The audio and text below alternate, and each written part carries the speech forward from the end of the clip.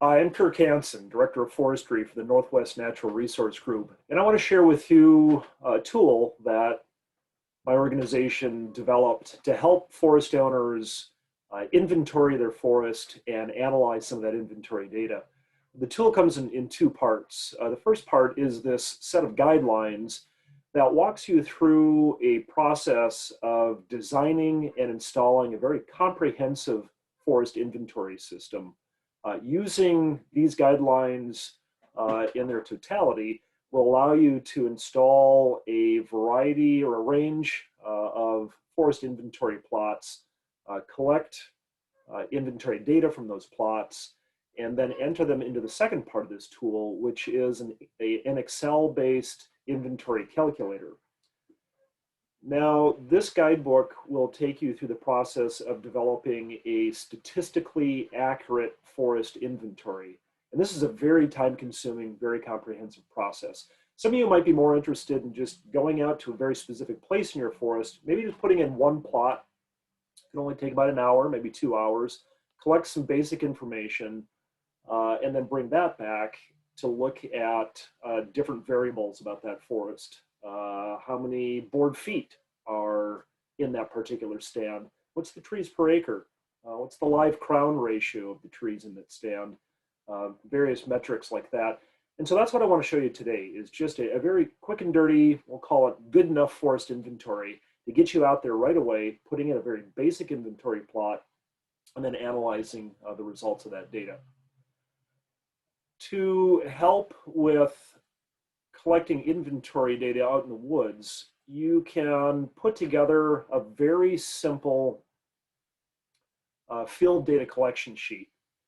And these are the basic metrics or basic data points that you need to collect when you're out in the woods in order to make the forest inventory calculator function.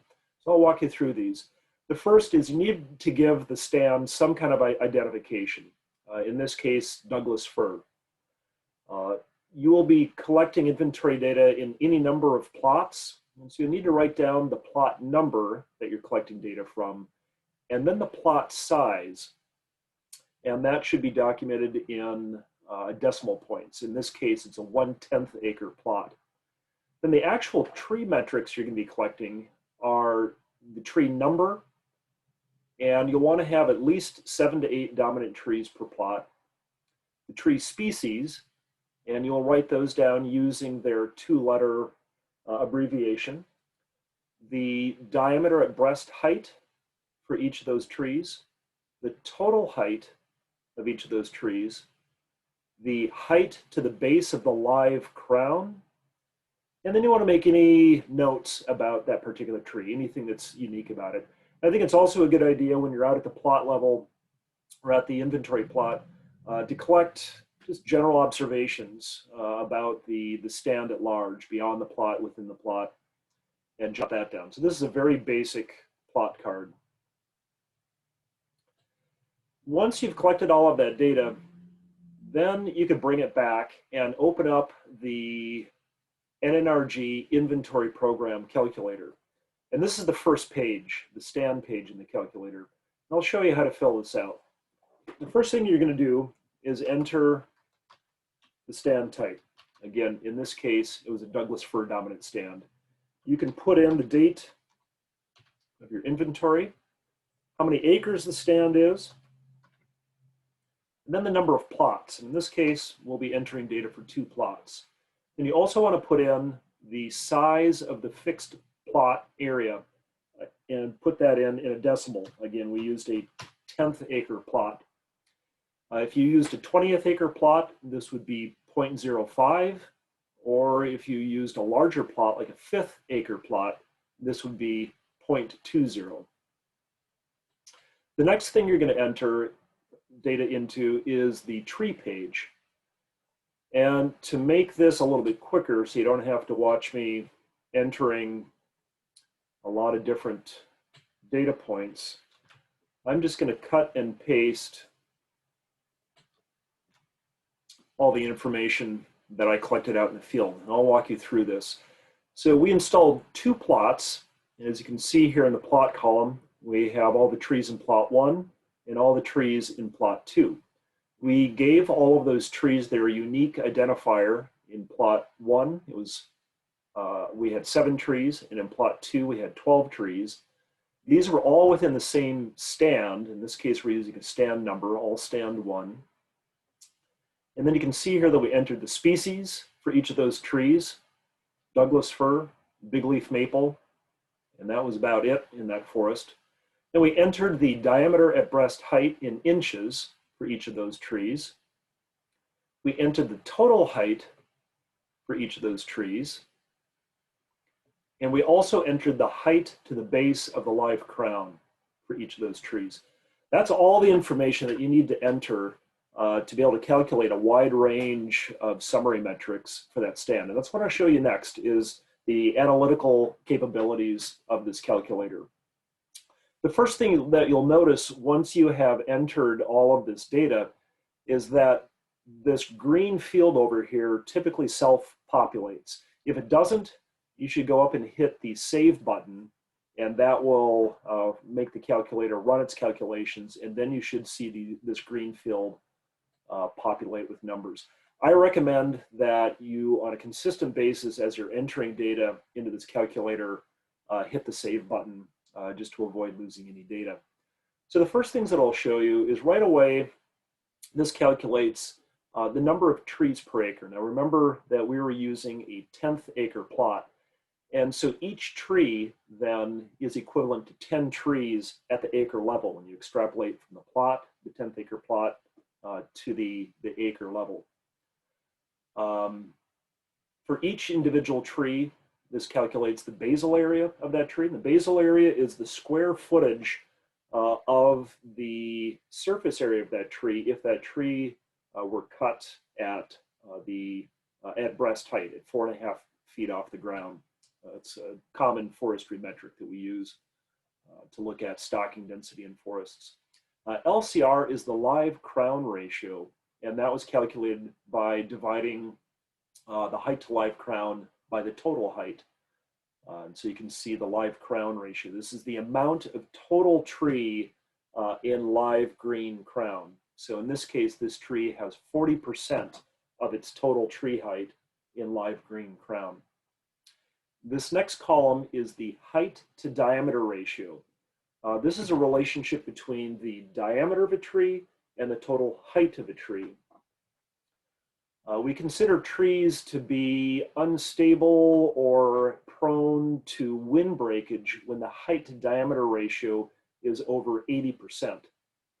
So you can see for these trees here that most of them are below 80%, but a few of them are well beyond 80%. And those trees are very vulnerable, again, to wind damage. We'll skip over tariff and the Curtis volume and look instead at the last column here, the net Scribner volume. What this information is telling you is the amount of board feet in an individual tree based on the Scribner rule. That's the most common rule that we use in the Pacific Northwest to measure log volume. So using the Scribner volume rule, assuming that that tree has been bucked into 32-foot length logs down to a minimum of a 6-inch small end diameter. So as you can see, for this first tree that is 27 inches in diameter and 155 feet tall, there are 856 board feet of lumber in that tree. And you can look down and look at the relationship between diameter, height, and board foot volume in those trees. So that gives you a quick look at some of the metrics for these various trees that you just inventoried. Now what we can do is go to the plots report tab. And what this does is summarize some of those metrics at the plot level. So as you can see here, again, in stand 1, we installed 2 plots. And one of the first metrics here is the trees per acre. Now, again, this is going from the plot to the acre level. So in this case, if this plot were representative of the stand, that stand would have 70 trees per acre. This calculator also averages the diameter at breast height. So that plot, the average diameter of a tree is 29.5. And we're going to skip past some of these here and get to the total volume of board feet per acre. And in this case, it's in 1,000 board feet. So for plot 1, at 70 trees per acre, then at the acre level, there are over 80,000 board feet of timber per acre. That's a tremendous amount of timber volume for that particular stand. But this is an older stand of quite significant sized Douglas fir. And then some of the other metrics here, it gives you the average height of the trees, the average live crown ratio, and the average height to diameter ratio. Now, when you have two different plots, or when the plots fall in two different stand conditions within a particular stand, it's really interesting to compare and contrast some of these metrics. So as you can see here, in plot 1, there were 70 trees per acre.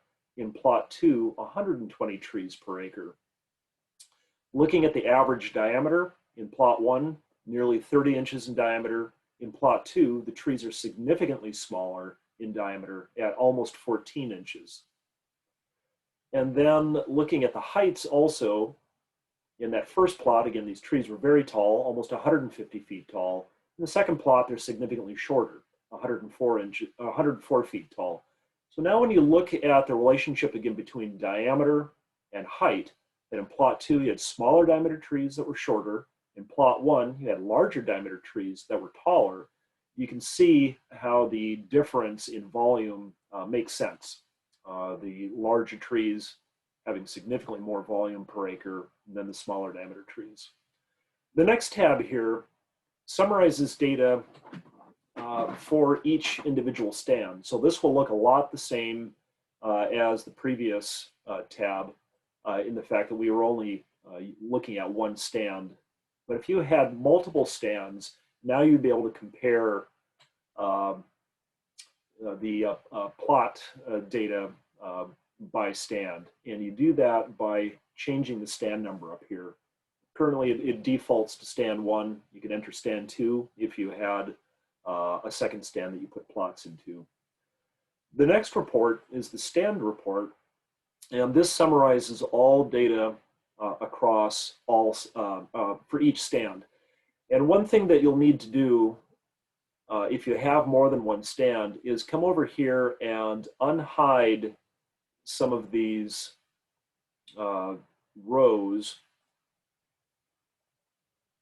in order to open this up and look at more stands.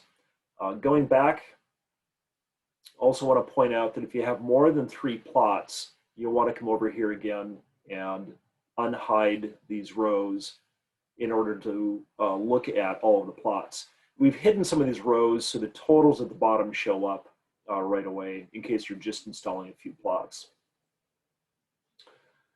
So again, this is showing averages at the stand level, averaging all the plots together to show what those average metrics are.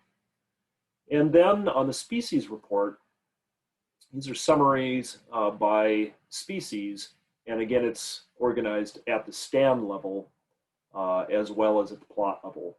And so it shows the species. In this case, there are only 2 species, Douglas fir and bigleaf maple, and shows the trees per acre for each of those species, basal area, quadratic mean diameter, and then also shows in graph form, although currently this graph isn't functioning, the trees per acre.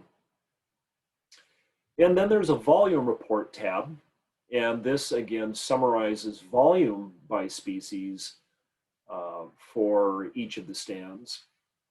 So that's some of the basic functionality of this forest inventory program.